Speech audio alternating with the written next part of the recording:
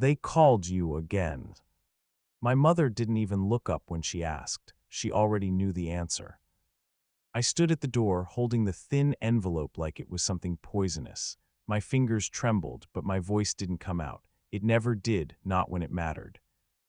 They said I'm not a good fit, I whispered. Silence. Then a small sigh. Not angry, not shocked, just tired. That hurt more than anything. Back then, I was the joke of the office. I worked as a junior assistant at a mid-sized company called Veridian Solutions. Nothing fancy, just another corporate building filled with people who wore confidence like expensive perfume. And then there was me. Armand, the guy who stuttered in meetings. The guy who couldn't present properly. The guy who spilled coffee on important documents twice. Hey Armin, Samir smirked one day, leaning against my desk. You planning to mess up another client file today or taking a break? Armand. I nodded. Not because I agreed, but because I knew something they didn't. This wasn't the end. It was the beginning. The next few years were brutal. No comfort, no shortcuts. I took small jobs, freelance work, anything I could find. But at night, I learned business strategy, communication, leadership. I practiced speaking alone in my room until my voice stopped shaking. I recorded myself, watched, corrected, again, and again, and again. Failure stopped scaring me because I had already felt worse. I had been humiliated and survived. 5 years passed. Slowly things changed. I built something small, then bigger, then something that started making real money. I stopped being invisible. People started listening, then respecting, then following. One morning I received an email. Subject: acquisition opportunity. I opened it casually until I saw the name. Veridian Solutions. My heart paused. You. Samir's smirk disappeared first. What? He whispered, leaning forward as if hearing me properly would somehow change reality. Mr. Khalid blinked twice, his fingers tightened around the file in front of him. I don't think I. You do, I interrupted gently. I didn't raise my voice, I didn't need to. Power doesn't shout.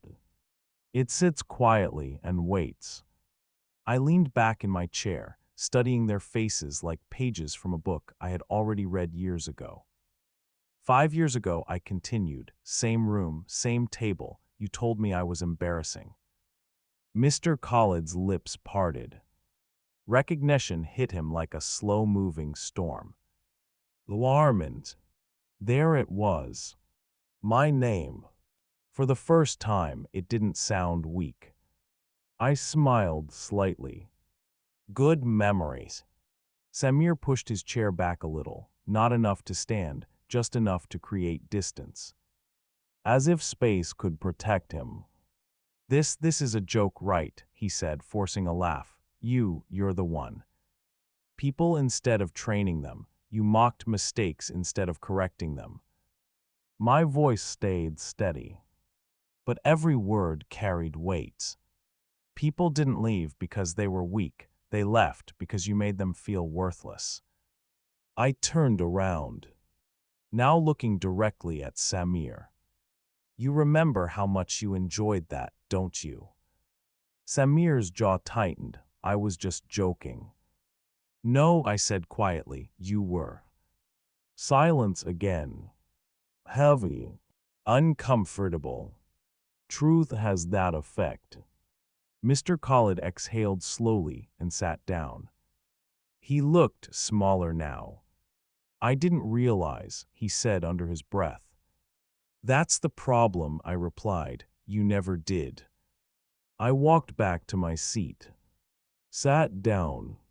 Calm again. Controlled.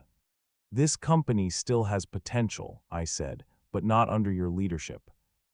Samir's head snapped up. What are you saying? I'm saying, I replied, meeting his eyes, things are going to change. I pressed a button on the tab. Voice was different this time. Not arrogance. Not mocking. Just desperate. Why didn't you fire us? I stopped. Hand on the door. And for a moment, I thought about it. It would have been easy. Simple. Clean. But not satisfying. I turned my head slightly. Because, I said quietly, you need to understand what it feels like. And then I walked out, leaving them behind. Not broken, but finally aware. Outside, the office buzzed with life. Employees looked at me differently now.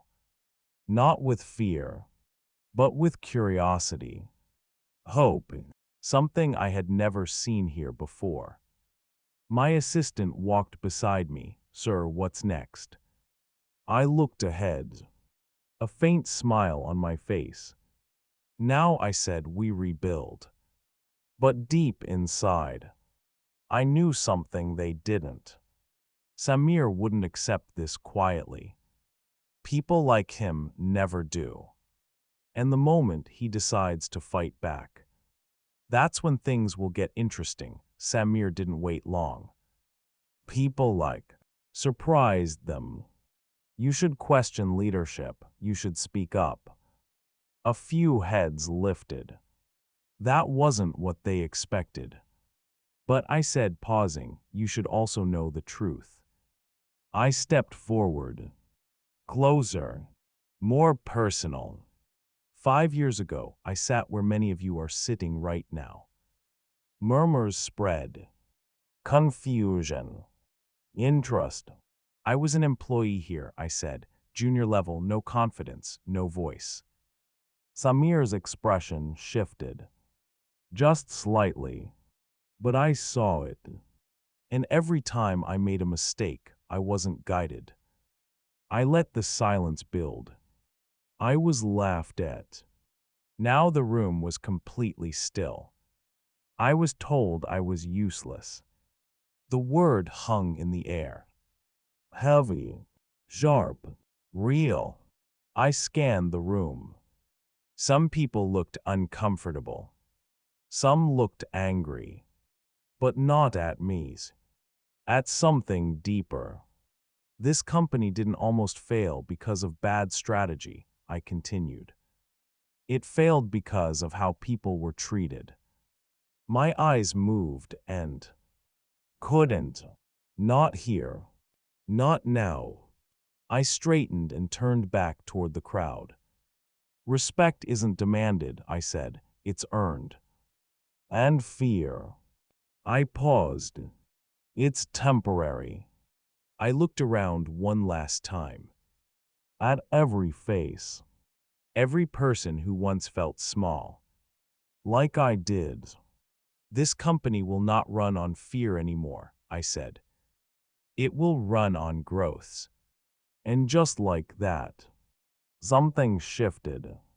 Not loudly, not dramatically, but deeply. People started clapping.